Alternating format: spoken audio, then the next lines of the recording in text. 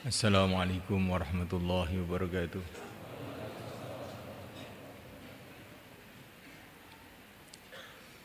Innal hamdalillah nasta'inuhu wa nastaghfiruhu wa nu'minu bihi wa natawakkalu 'alaihi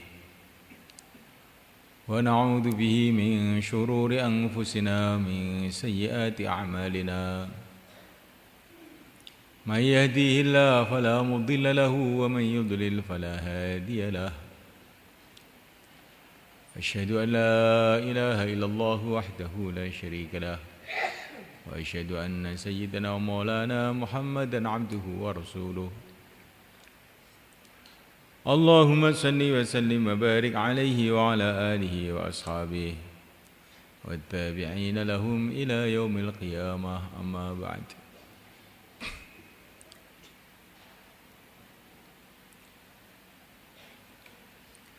Hadirin yang dimuliakan, kita bersyukur kehadirat Allah Subhanahu wa taala. Allah Subhanahu wa taala telah menghadirkan kita dalam bulan suci, bulan Ramadan,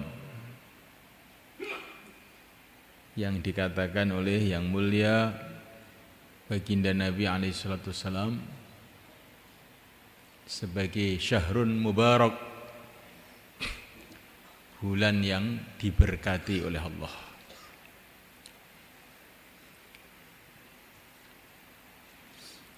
Berkah itu apa? Berkah itu adalah kebaikan-kebaikan yang tidak disangka-sangka, yang tidak mengikuti jalur pemikiran biasanya. Barokah.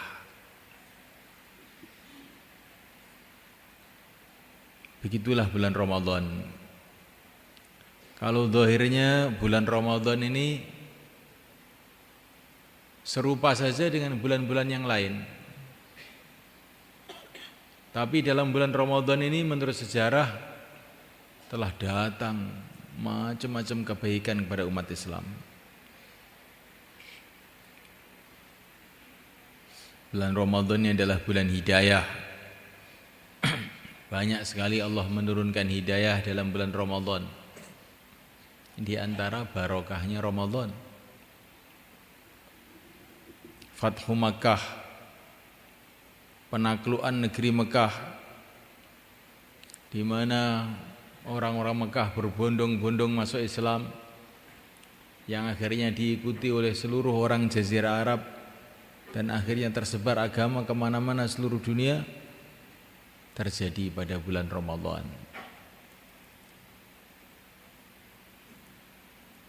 Perang Badar tahun 2 Hijrah, di mana Allah telah mendatangkan macam-macam pertolongan, sehingga akibatnya banyak sekali orang kafir yang berbondong-bondong masuk Islam, termasuk orang Madinah, terjadi pada bulan Ramadan juga.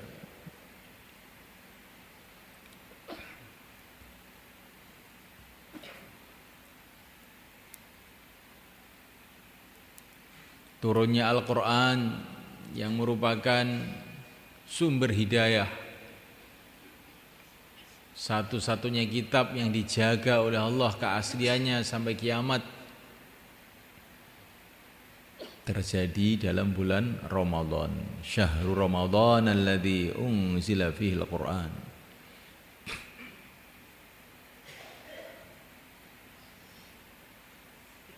Banyak sekali pertolongan-pertolongan Allah datang kepada umat Islam pada bulan Ramadan. Memuliakan Allah Subhanahu wa taala, ini kalau data sejarah. Belum lagi berita-berita gaib dari yang mulia Nabi Agung Muhammad SAW, bahwa dalam Ramadan ini amalan-amalan kebaikan dilipat gandakan pahalanya. Amalan-amalan sunnah dihitung seperti amalan wajib. Amalan wajib dihitung 70 kali ganda. Amal-amal sunnah dihitung seperti amal wajib. Ini perkara besar. Amal sunnah ini walaupun beribu-ribu kali tidak bisa menyamai satu amalan wajib. Tapi dalam bulan Ramadan seluruh amal sunnah dihitung seperti amal wajib.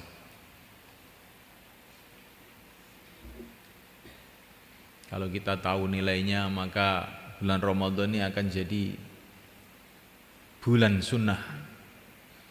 Bagaimana kita hidupkan semua sunnah-sunnah yang kita tahu. Yang wajib dihitung lipat 70 kali ganda. Nah, mulaikan Allah Ta'ala dalam bulan Ramadan ini doa-doa dimakbulkan. Menurut pengalaman para ulama, banyak sekali orang-orang yang dalam Ramadan ini doa-doanya dimakbulkan. Orang dalam kesulitan dengan doanya kemudian dimudahkan.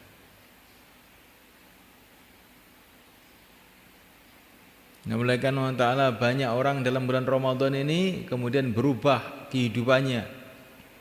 Sehingga asalnya orang-orang ahli maksiat menjadi orang-orang ahli taat. Orang-orang biasa telah menjadi wali-wali Allah. Barokahnya Ramadan. Maka semulaikan baginda Nabi SAW ini orang yang sudah sibuk senantiasa setiap saat dalam amal. Tetapi kalau Ramadan dilipat-lipatkan lagi kesibukannya. Begitu juga para sahabat radhiyallahu ta'ala ajma'in. Mereka ini sebelum Ramadan juga sudah sibuk. Tapi kalau Ramadan berlipat-lipat kesibukannya dalam kebaikan.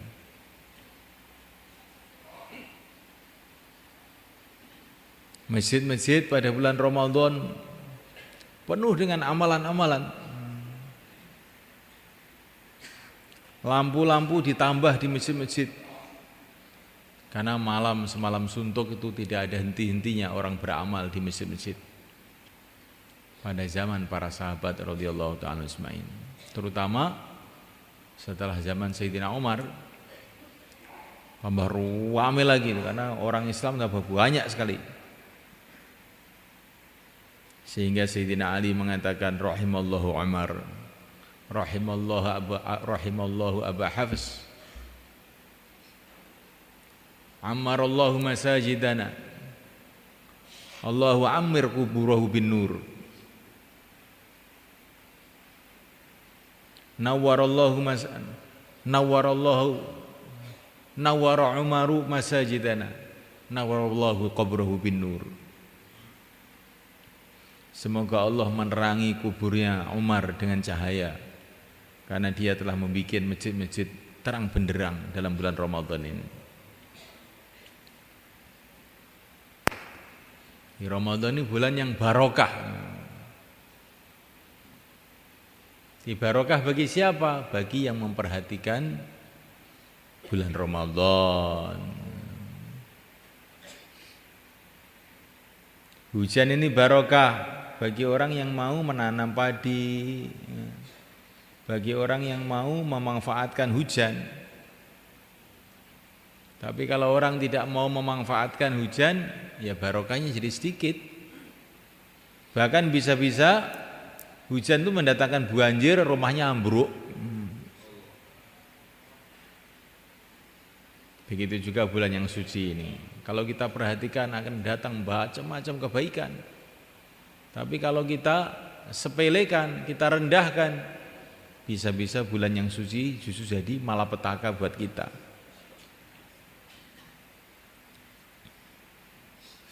Maka bulan Ramadan ini bulan ibadah. Kita tingkatkan ibadah kita. dengan puasa, dengan zikrullah, dengan baca Quran, dengan sholat taraweh. Minimal sholat taraweh itu 20 rakaat. Itu kesimpulannya para ulama-ulamanya sahabat, ulama yang paling alim di dunia ini. Jangan mau kalau ada orang minta korting. Kalau di toko minta korting, Pak, kalau taraweh tidak ada korting, minimal 20. Insyaallah. Ini ada dalilnya, ini dalilnya. Saya tidak tahu dalil. Yang penting sahabat tuh alim-alimnya manusia ini tarawehnya 20. Sampai sekarang pun di Masjid Madinah 20, enggak ada yang berani ngerubah. Walaupun pemerintahannya sudah jungkir balik karu-karuan, tapi enggak berani ngerubah 20 itu. 20 sampai sekarang. Di Mekah juga 20 sampai sekarang, sudah 100, sudah 1400 tahun. Enggak ada yang berani ngerubah. Kalau ada orang-orang yang berani ngerubah itu orang-orang yang tidak berpikir panjang. Sahabat lebih tahu mengenai kesimpulan hadis-hadis, kesimpulan Al-Quran. Maka nanti malam tarawih semua 20, insyaallah. Para ulama-ulama yang sudah diakui kealimannya, Al-Imam Asy-Syafi'i, Al-Imam Malik, Al-Imam Abu Hanifah,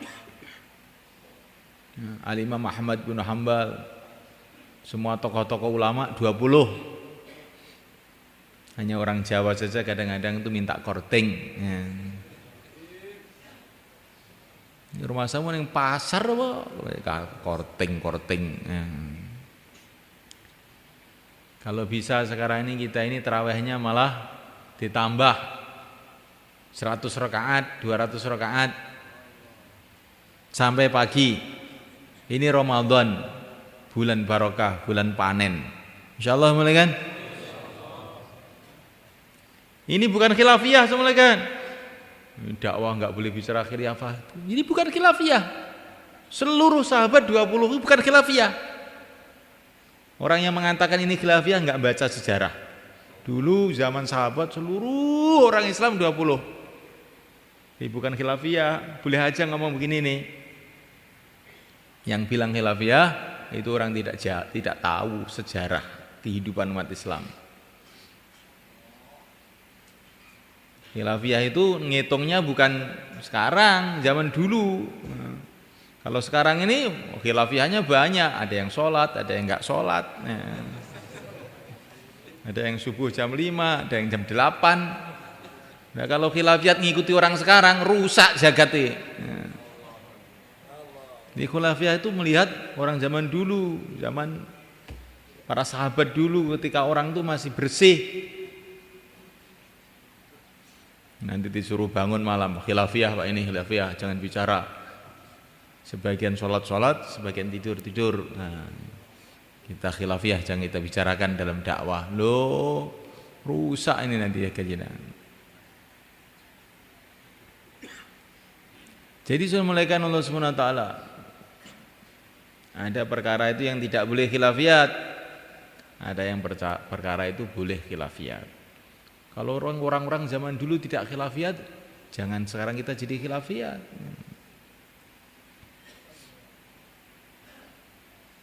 Ini sudah mufakat di Indonesia, kalau berjalan di jalan ambil kiri. Wah, ini masalah khilafiyat, wah ini kalau di tempat lain, negara lain itu kanan kok. Iya, kamu coba aja nanti kan tuabrakan. Ini di Indonesia urusan jalan di kiri itu bukan khilafiyat. Jadi semulaikan Allah Subhanahu wa taala. Ini bulan mubarak, bulan yang diberkati. Tapi berkah itu adalah datang kalau kita ini betul-betul berpegang pada agama. Di dalam Al-Quran, dalam hadis Nabi diceritakan banyak benda-benda yang barokah. Ada bangunan yang barokah, namanya Ka'bah. Inna awwala baiti wudi'a lin-nas lalladzi bi Bakkata mubaraka wa hudan lil alamin. Ka'bah ini bangunan barokah. Bangunannya sederhana, kecil. Tidak ada hiasan-hiasannya, tidak ada lengkung-lengkungnya, tapi barokah. Orang seluruh dunia tanpa diundang gerudukan berbondong-bondong ke sana tiap tahun. Dari Indonesia saja 200.000 haji. Dan itu harus antri. Kalau daftar sekarang, maka nanti boleh berangkat 10 tahun yang akan datang. Di Indonesia itu belum umroh, yang umroh kira-kira 1 juta tiap tahun. Nggak ada orang biayai, ya. Nggak ada orang malah ditarik-tarik uang sama siapa-siapa. Tapi berangkat aja itu. Tahu-tahu sawah dijual, rumah dijual untuk pergi ke Mekah. Ini bagian dari barokahnya Ka'bah. Di sekitar Ka'bah itu tidak ada sumber-sumber ekonomi yang cukup. Air nggak ada, sedikit. Sawah nggak ada, ladang nggak ada, tapi berjuta-juta orang ke sana, minum semua, makan semua, mandi semua. Cukup. Ini namanya barokah. Di negeri kita ini, Masya Allah, hutan punya, lautan punya, tambang punya, sawah punya, apa-apa punya. Tapi malah hutang kemana-mana. Wanita-wanita kita pergi ke Hong Kong untuk memandikan babi di sana.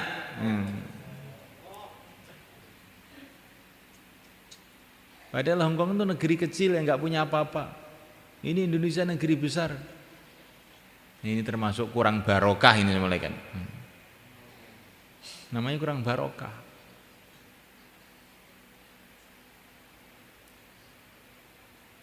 Jadi orang itu yang dipikirkan barokahnya bukan banyaknya benda yang dia lihat itu. Lah barokah itu sumbernya kalau kita ini berpegang dengan sungguh-sungguh agama Allah. Maka nanti perkara-perkara yang sederhana tahu-tahu mendatangkan kebaikan-kebaikan enggak ada habis-habisnya.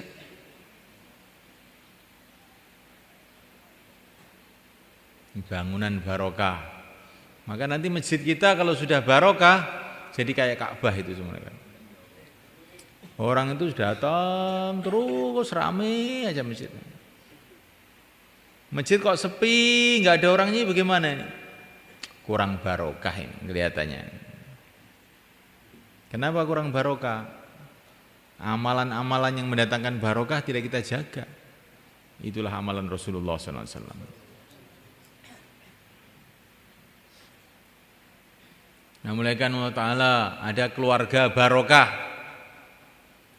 Diceritakan dalam Quran. Rahmatullahi wa barakatuh alaikum ahlal bait,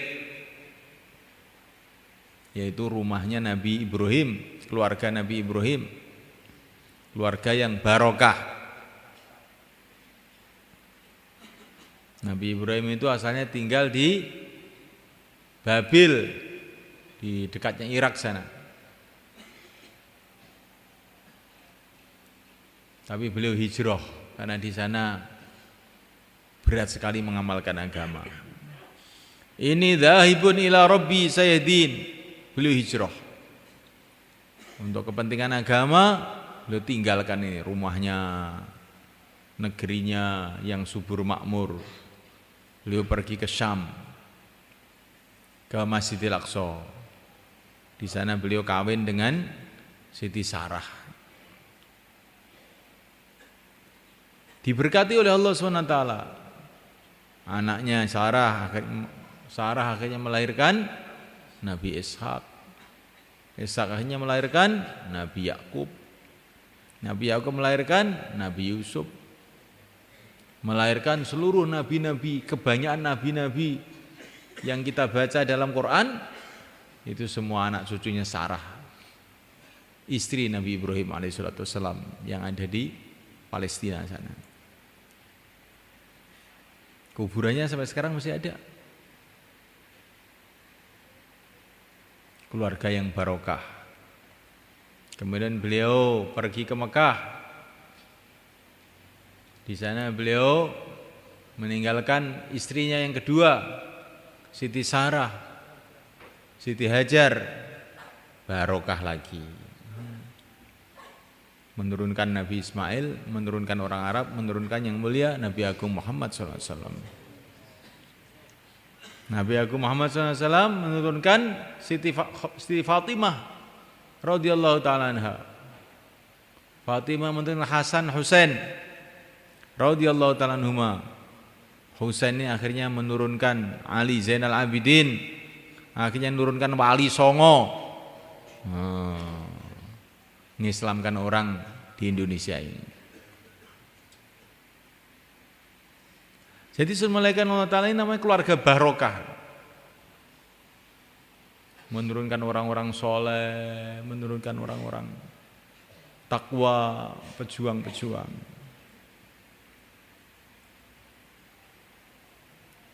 Ada ilmu yang barokah, ada ilmu yang kurang barokah. Ilmunya Al-Imam Al-Bukhari, pertama itu sahabat dulu. Ilmunya Abu Hurairah radhiyallahu ta'ala anhu. Abu Hurairah itu semulai kan tidak pernah nulis. Beliau tidak bisa nulis. Tapi ilmunya itu dibaca orang sampai sekarang.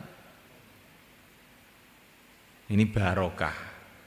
Tidak bisa nulis, tidak punya percetakan, nggak punya apa-apa, tapi ilmunya diberkati sehingga 1400 tahun ilmunya masih dibaca orang sampai sekarang. Ini namanya ilmu yang barokah. Dulu Abu Hurairah ketika masih muda mulaikan ada di Masjid Nabawi, ya, kelaparan. Kalau sholat ambruk kelaparan. Tapi beliau nekat saja, bukan terus kelihatannya ikut Nabi kok susah begini, nggak ada makanan. Sudah saya tak kerja aja. Tidak, beliau nekat aja di Masjid Nabawi itu. Demi cintanya kepada Rasulullah SAW, cintanya kepada agama Allah. Akhirnya ilmunya dibarokai oleh Allah.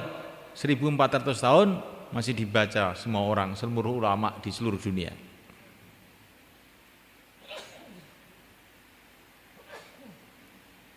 Sekarang turun Al-Imam Al-Bukhari, Al-Imam Muslim, Al-Imam Abu Dawud. Ini orang-orang biasa juga. Tapi Allah memberkati ilmunya sehingga akhirnya dipelajari di pesantren-pesantren, di madrasah-madrasah seluruh dunia. Al-Imam Asy-Syafi'i, Al-Imam Malik, Al-Imam Abu Hanifah. Ada apanya itu kok ilmunya jadi tersebar seluruh dunia itu? Beliau tidak punya kekuasaan, beliau tidak punya apa-apa, tidak ada uang untuk menyebarkan ilmunya. Tapi Allah Subhanahu wa ta'ala telah memberkahi ilmunya. Karena apa ini? Karena takwa. Ta'aluknya hatinya kepada Allah, berpegangnya dengan agama. Satu hari ketika masih kecil, Al-Imam Ahmad bin Hanbal itu semalekan bersama santri-santri yang lain berjalan kaki mencari ilmu. Di tengah perjalanan ketemu sungai.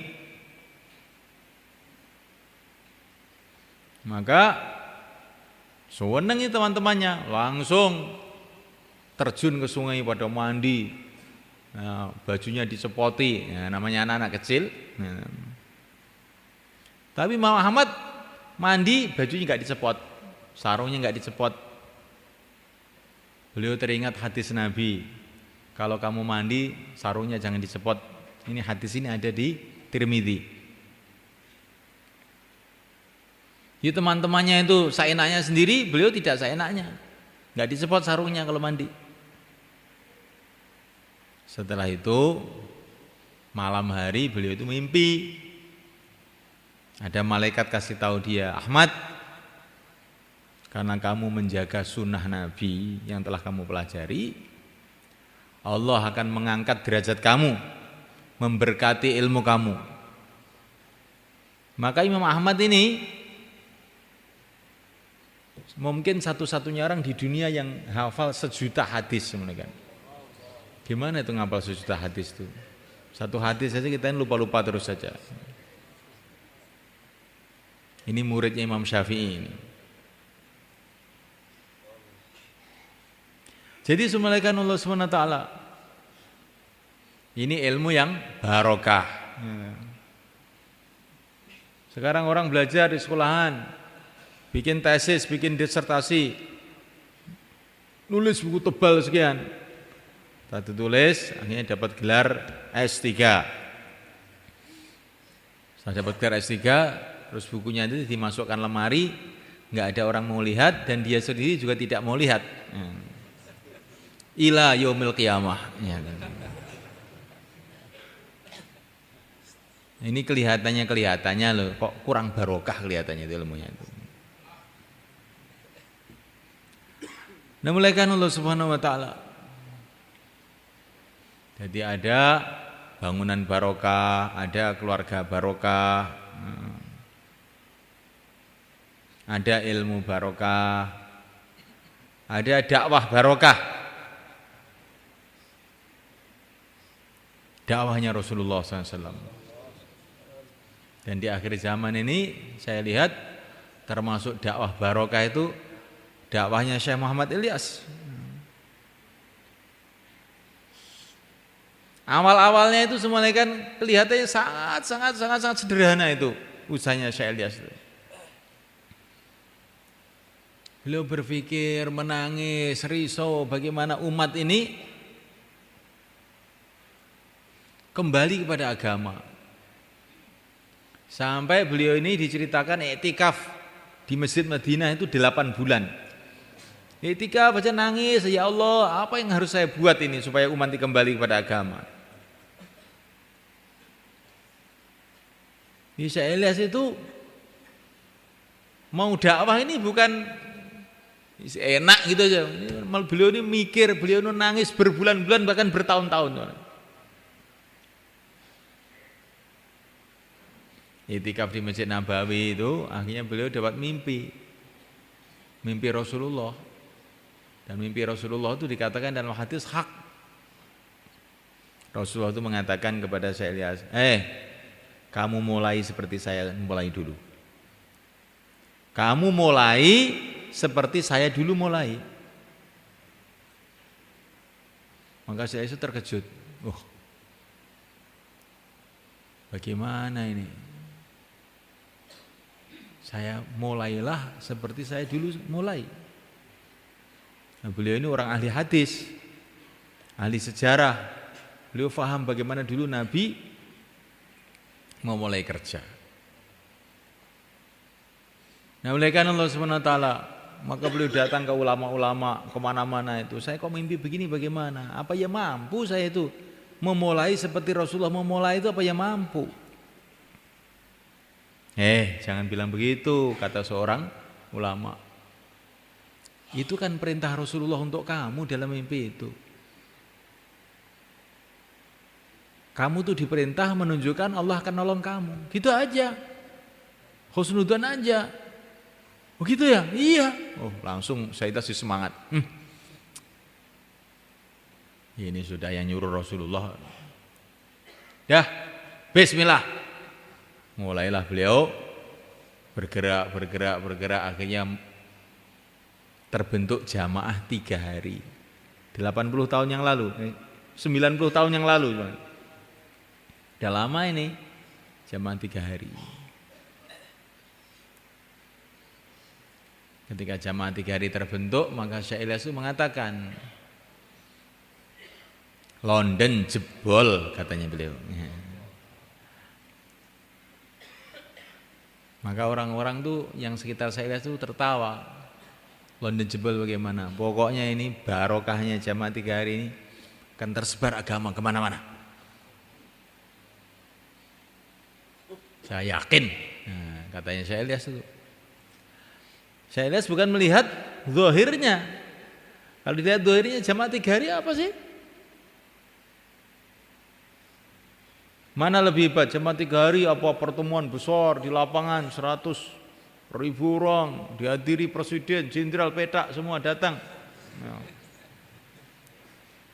Dimasukkan internet, radio, RRI, televisi, wah, disentrong dari segala arah. Nah. Jamaah 3 hari apa? Tapi ini 3 hari ini barokah.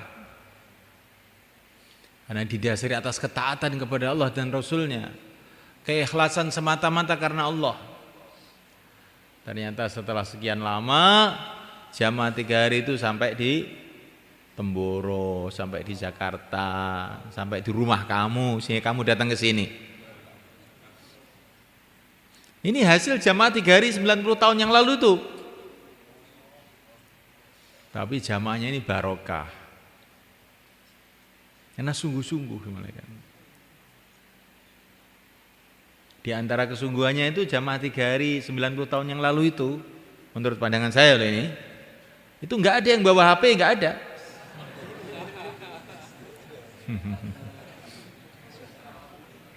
Nggak ada.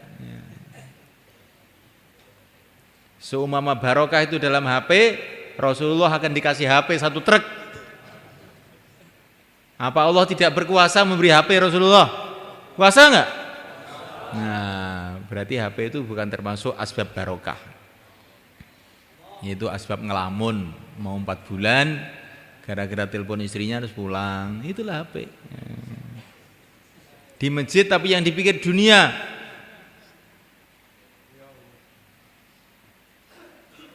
Kemarin waktu istimewa di Jakarta, ada satu ustadz, selesai bayan, selesai sholat, ngisak itu, pegang HP, tek. Maka saya tegur, Ustaz, oh Ustaz kok pegang HP, itu apa? Saya bilang gitu. Maka Ustaz ini mengatakan, Pak Kiai, kalau dai itu habis sholat pegang HP. Nah, kalau ahli ibadah habis sholat pegang tasbih. Oh, begitu ya? Iya. Kalau kamu bunyi sekali lagi tak dudul perut kamu, saya bilang gitu. Ayo bunyi lagi, saya bilang gitu. Oh, sudah ghaflah lalai kok pakai dalil juga. Jadi Assalamualaikum warahmatullahi wabarakatuh. Kita bukan hanya dakwah, tapi bagaimana dakwah yang barokah. Hatinya ta'alluq kepada Allah. Man yuti'illah wa rasul wa yakhshallah wa yattaqhi faulaika humul faizun. Barang siapa taat kepada Allah, zahirnya itu taat. Hatinya wa yakhshallah, hatinya dipenuhi dengan takut kepada Allah. Wa yattaqhi, takwa. Takwa itu maksudnya amal agama itu dengan sungguh-sungguh, dengan teliti, hati-hati. Bukan sak melaku nih, sak jalan-jalannya, bukan begitu. Itu bukan takwa. Takwa itu amal dengan sungguh-sungguh, dengan teliti, hatinya dipenuhi dengan takut kepada Allah. Faulaika humul faizun, mereka inilah orang-orang yang sukses.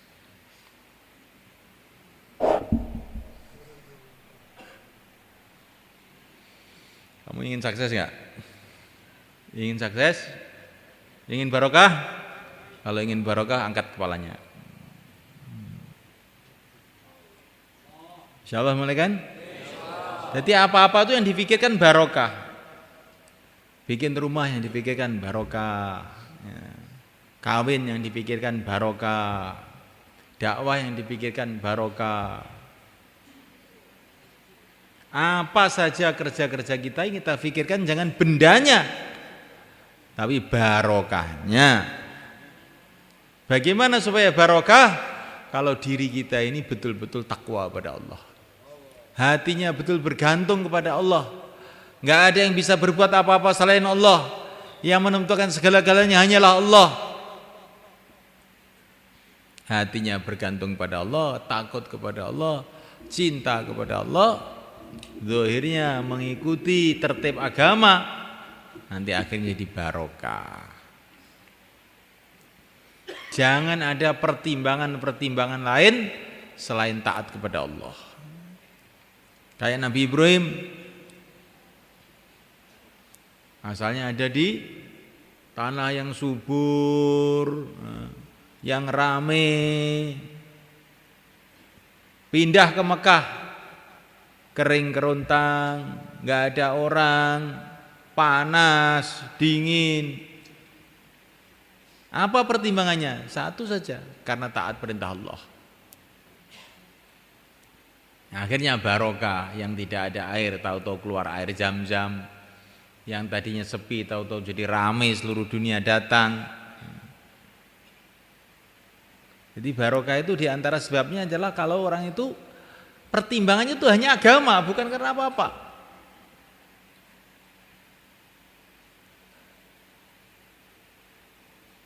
Maka semulaikan Allah Ta'ala, ada orang yang kerjanya menjaga kebun, namanya Mubarak.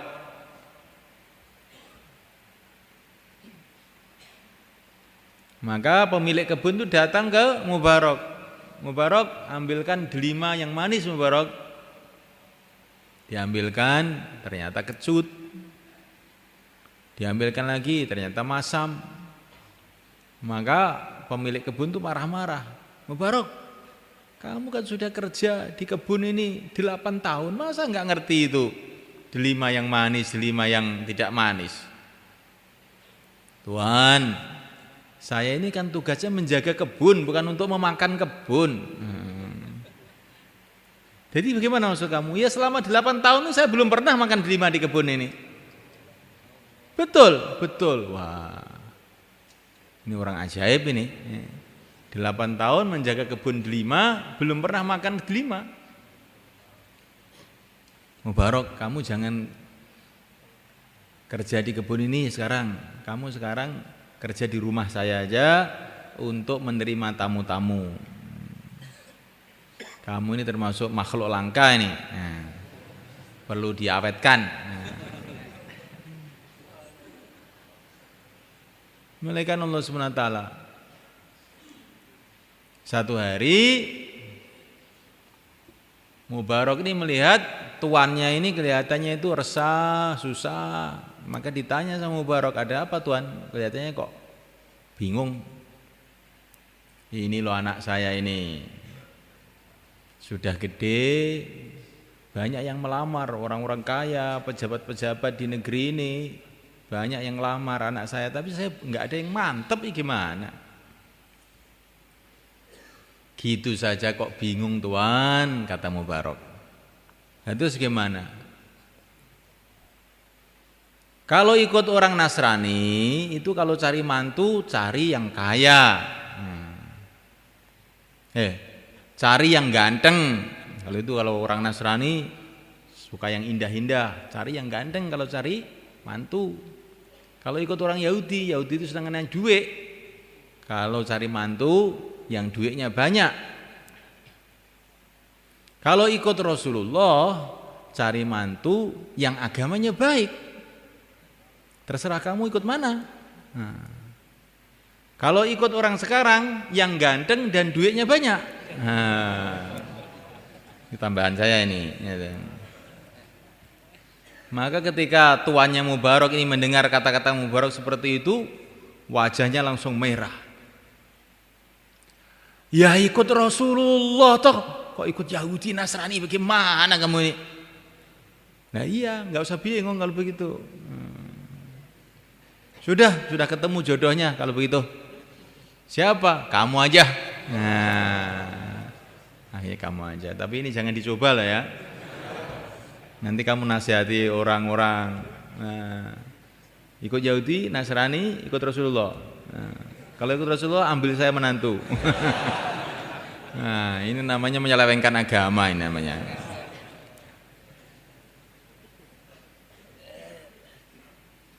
Akhirnya diambillah Mubarak jadi mantunya. Keluar anak namanya Abdullah ibnu Mubarak,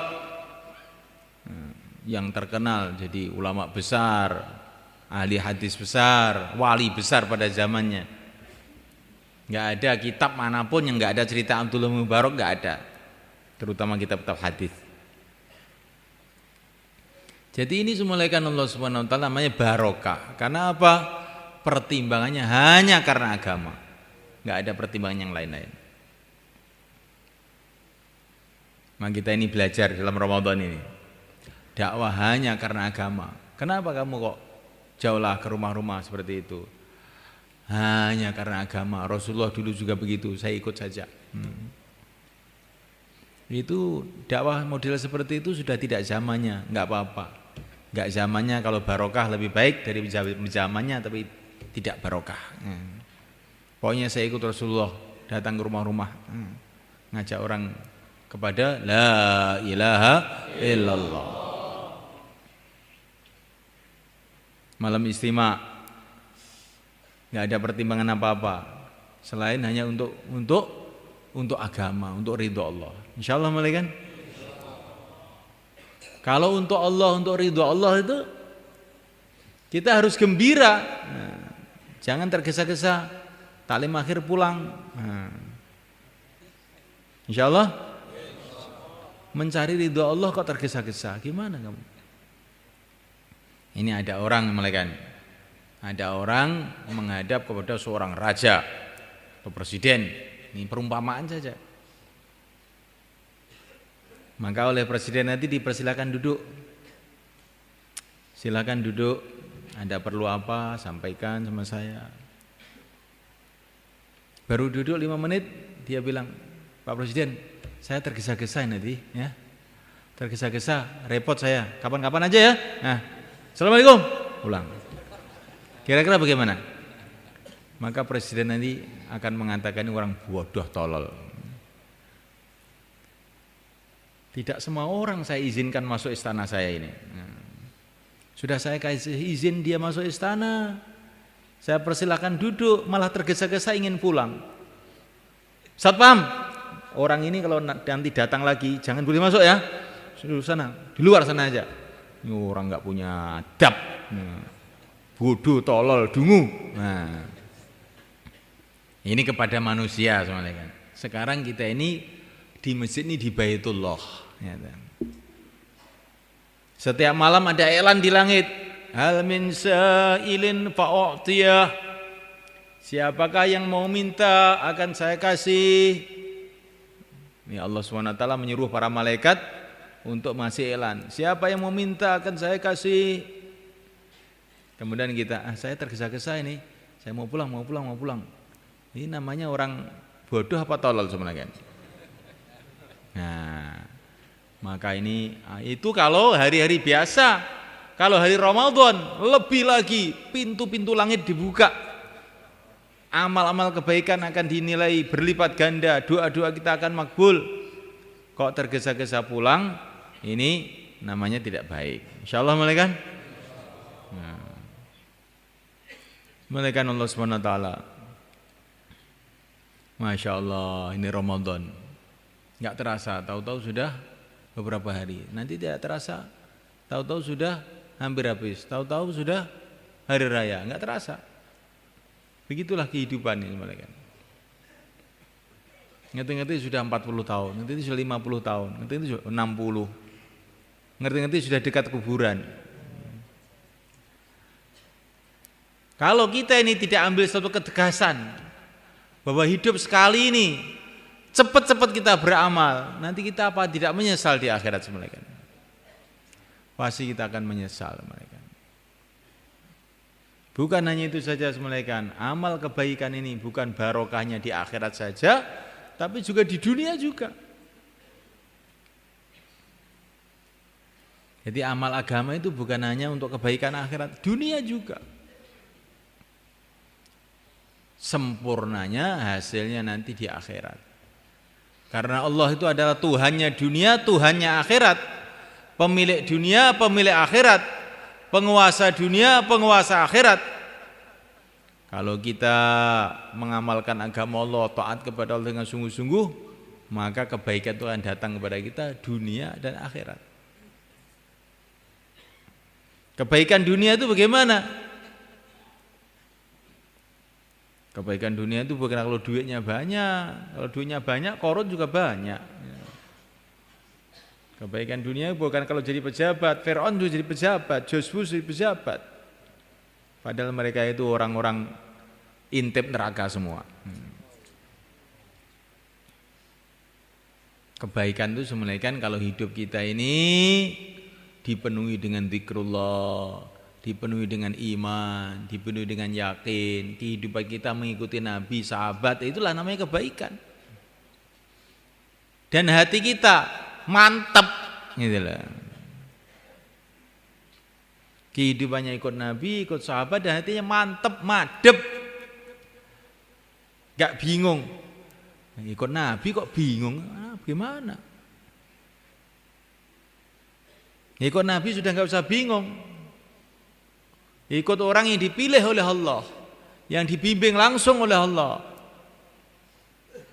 kok bingung? Kalau ikut selain Nabi boleh bingung kan? Ikut sahabat jangan bingung. Sahabat itu sudah diridhoi oleh Allah kok. Ikut orang yang diridhoi oleh Allah kok bingung. Kalau ikut setan malah tenang. Ini kalau otak kualik namanya. Hati tenang, tentrem, mantep, ikut Nabi, ikut sahabat. Nah, inilah kehidupan yang baik.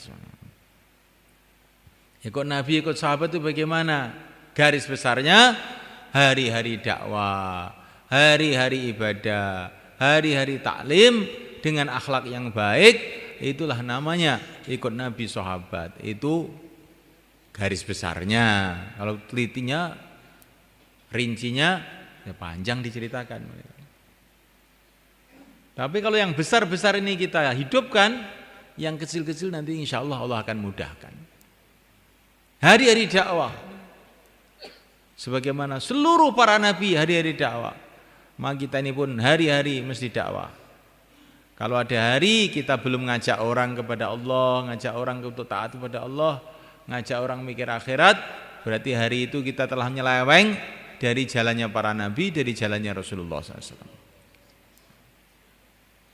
Jangan ada hari tanpa taklim. Kalau kita ini ada hari tanpa taklim, berarti hari kita ini sudah tidak mengikuti jalur Rasulullah, jalur para sahabat, jalur orang-orang yang baik. Jangan ada hari tanpa ibadah, tanpa berhubungan langsung kepada Allah. Bagaimana kita ini setiap detik, setiap menit perlu kepada Allah, kok sampai lupa kepada Allah itu bagaimana? Setiap detik kita perlu dengan bantuan Allah, dengan bimbingan Allah, dengan hidayah Allah. Jangan sampai ada detik-detik kita lupa kepada Allah, kita tidak ibadah kepada Allah. Jangan ada hari-hari tanpa akhlak, tanpa berkhidmat kepada umat. Karena orang yang senantiasa berkhidmat pada umat, berakhlak yang baik dengan umat Islam, maka doa-doanya akan makbul. Kalau orang itu akhlaknya buruk, doanya tidak makbul. Nabi itu orang yang akhlaknya paling tinggi, tapi setiap sholat beliau doa, Allahumma hdini li ahsanil akhlaq, la yahdi li ahsaniha illa anta. Ya Allah, tunjukilah aku akhlak yang baik. Tidak ada yang menunjuki aku akhlak yang baik selain Engkau. Jauhkanlah aku dari akhlak yang buruk. Tidak ada yang bisa menjauhkan aku dari akhlak yang buruk selain Engkau. Ya, akhlak itu penting sekali semuanya kan. Akhlak itu bukan supaya orang-orang senang sama kita, bukan itu. Yang penting lagi supaya Allah senang dengan kita, doa-doa kita makbul. Adapun orang senang atau tidak itu nomor 2 itu malaikat. Kalau Allah sudah senang nanti orang-orang jadi senang. Man aslaha ma bainahu wa bainallah, aslahallahu ma bainahu wa bainan nas. Siapa memperbaiki hubungannya dengan Allah, Allah akan perbaiki hubungan dia dengan manusia. Ini hubungan saya dengan ini kok rusak, hubungan saya dengan istri rusak, hubungan saya dengan anak rusak. Oh, ini mesti sumbernya asal mulanya hubungan kita dengan Allah rusak. Hati kita suka lupa kepada Allah. Anggota tubuh kita banyak lupa, banyak maksiat kepada Allah. Akhirnya Allah rusak hubungan kita dengan keluarga kita, dengan teman-teman kita, dengan mana-mana. Maka akhlak yang baik itu maksudnya supaya Allah ridha pada kita. Insyaallah malaikat. Assalamualaikum. Sekarang kita akan doa. Setelah doa kita persiapan berbuka di sebelah sana. Ya. Kemudian sholat maghrib. Habis sholat maghrib nanti kumpul per zon. Yang biasanya habis bayan maghrib itu kan? Itu nanti habis sholat maghrib langsung kumpul kawasan-kawasan. Ya. Halakoh-halakoh kumpul. Setelah itu sholat isya, taraweh.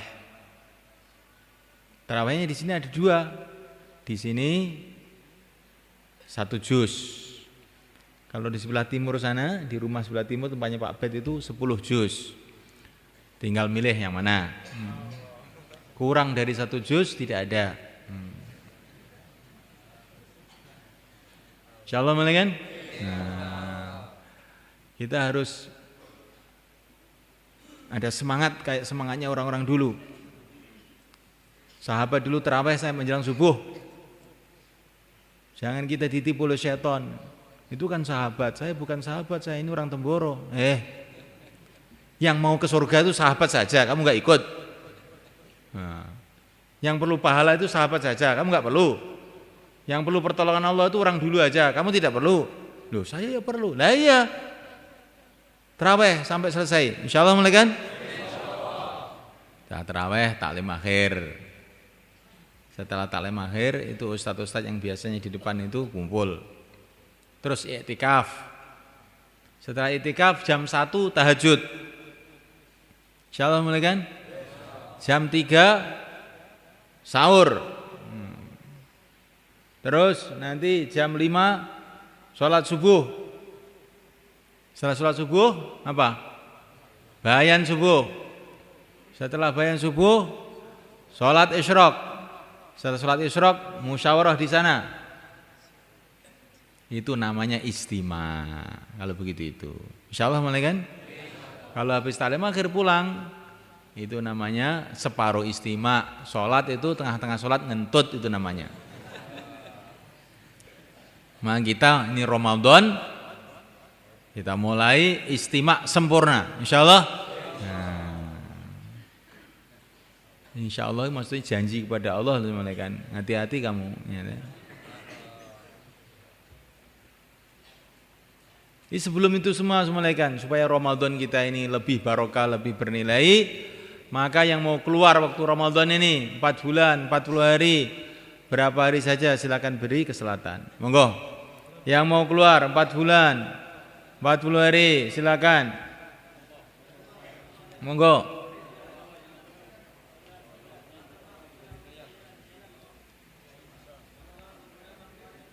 Biar Ramadan kita bulan barokah. Nah.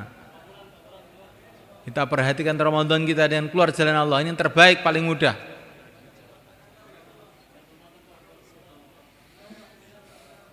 Jadi 700.000 Ramadan. Nah, silakan malaikat. 700.000 Ramadan. Silakan.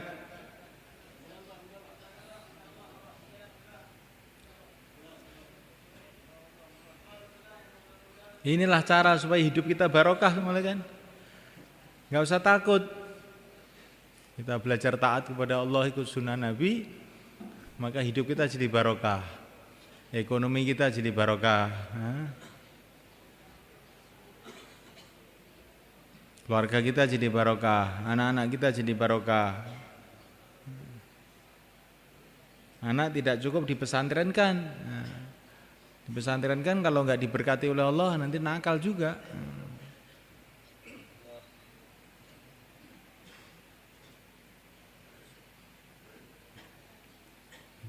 Insyaallah kita akan doa semua. Allahumma shalli wa sallim barik ala sayyidina Muhammad wa ala ali sayyidina Muhammad. Wa radhiyallahu ta'ala an kulli ashabi Rasulillah ajma'in. Alhamdulillahi rabbil alamin. Alhamdulillahi rabbil alamin. La ilaha illallah al-azimul halim. La ilaha illallah al-halimul karim. Subhanallah rabbul arsyil azim. Alhamdulillahi rabbil alamin. Nas'aluka mujibati rahmatik wa azaima maghfiratik. والسلامة من كل ذنب والغنيمة من كل بر لا تدع لنا ذنبا إلا غفرته ولا هما إلا فرجته ولا عسيرا إلا يسرته ولا ضالا إلا هديته ولا مبتلا إلا عافيته ولا مريضا إلا شفيته ولا عدوا إلا كفيتنا شره ولا حاضرا إلا توليت أمره ولا حاجة من حوائج الدنيا والآخرة لك في رضا لنا فيها صلاة إلا أن تنال قضائها ayasarta wa najataha birahmatika ya arhamar rahimin. Ya Allah ampunilah kami ya Allah. Ya Allah ampunilah kami ya Allah. Ya Allah ampunilah kami ya Allah. Ampunilah kedua orang tua kami ya Allah. Ampunilah ahli keluarga kami ya Allah. Ampunilah teman-teman perjuangan kami ya Allah. Ampunilah umat Islam di seluruh alam ya Allah. Ampunilah umat Islam di seluruh alam ya Allah. Janganlah Engkau hancurkan umat ini ya Allah karena dosa-dosa mereka ya Allah. Ampunilah ya Allah, berikanlah hidayah kepada mereka ya Allah, tuntunlah mereka ya Allah menuju ridha-Mu ya Allah. Satukanlah hati umat Islam di seluruh alam, satukanlah hati umat Islam di seluruh alam ya Allah. Berikanlah kepada mereka ya Allah pimpinan-pimpinan yang adil, pimpinan-pimpinan yang baik ya Allah. Berikanlah kepada mereka ya Allah pimpinan-pimpinan yang baik ya Allah. Ya Allah umat Islam ya Allah, pandanglah mereka dengan kasih sayang-Mu ya Allah. Tuntunkanlah mereka ya Allah. Satukanlah hati mereka ya Allah. Satukanlah fikir mereka ya Allah untuk kerjasama menghidupkan agama-Mu, menyebarkan agama-Mu di seluruh alam. Ya Allah mudahkanlah urusan-urusan kami. Ya Allah selesaikanlah masalah-masalah kami. Ya Allah berkatilah ya Allah semua urusan-urusan kami, urusan dunia kami, urusan agama kami ya Allah. Ya Allah berikanlah pada kami ya Allah iman yang sempurna, yakin yang mantap, akhlak dan budi pekerti yang mulia, rizki yang halal yang barakah, ilmu yang bermanfaat, teman-teman yang baik. Ya Allah, ya Allah, ya Allah, jadikanlah Ramadan kami ini ya Allah pembuka kebaikan ya Allah untuk diri kami, keluarga kami, untuk seluruh umat Islam di seluruh alam ya Allah. Jadikanlah Ramadan kami ini ya Allah pembuka barakah, pembuka kebaikan, pembuka hidayah untuk seluruh umat Islam di seluruh alam ya Allah. Naikkanlah usaha kami ya Allah. Naikkanlah usaha kami ya Allah. Kokohkanlah usaha kami ya Allah. Terimalah usaha kami ya Allah. Berkatilah usaha kami ya Allah. Jadikanlah usaha kami ya Allah asbab hidayat seluruh alam ya Allah. Ya Allah berikanlah pada kami, ahli keluarga kami, santri-santri kami, teman-teman perjuangan kami, umat Islam seluruh alam, kesabaran, ketabahan, keikhlasan, istiqamah dan kemudahan dalam ridha-Mu, dalam agama-Mu, dalam menyebarkan agama-Mu di seluruh alam ya Allah. Ya Allah, ya Allah, ya Allah, turunkan hidayah di seluruh alam, mudahkanlah hidayah di seluruh alam ya Allah. Ya Allah usaha-usaha yang ingin menghancurkan umat ini ya Allah, hancurkan usaha-usaha itu ya Allah. Hancurkan usaha-usaha ya Allah yang ingin menghancurkan umat ini ya Allah, yang ingin menghancurkan masjid-masjid-Mu ya Allah, ingin menghancurkan agama-Mu ya Allah. Hancurkan usaha-usaha kufar, usaha-usaha munafiqin, usaha-usaha mulhidin, usaha-usaha ahlul batil yang ingin merusakkan umat ini ya Allah. Ya Allah tolonglah umat Islam ya Allah. Tolonglah umat Islam ya Allah. Tolonglah umat Islam ya Allah. Tolonglah umat Islam ya Allah dalam bulan suci yang Ramadan ini ya Allah, sebagaimana Engkau telah menolong ahli Badar, sebagaimana Engkau telah menolong ahli Makkah dalam Ramadan yang mulia ini ya Allah. Ya Allah turunkan hidayah-Mu, rahmat-Mu, barakah-Mu ya Allah. Selesaikan masalah-masalah kami ya Allah. Tutupilah aib-aib kami ya Allah. Satukanlah hati, satukanlah fikir kami ya Allah. Rabbana atina fid dunya hasanah wa fil akhirati hasanah wa qina adzabannar. Wa sallallahu wasallam wa baraka ala sayyidina maulana Muhammad wa ala alihi wa ashabihi ajma'in. Alhamdulillahirabbil alamin. Ini ada 10 menit. Siap-siap di sana. Mungkin santri yang ada di sini di tempatnya masing-masing.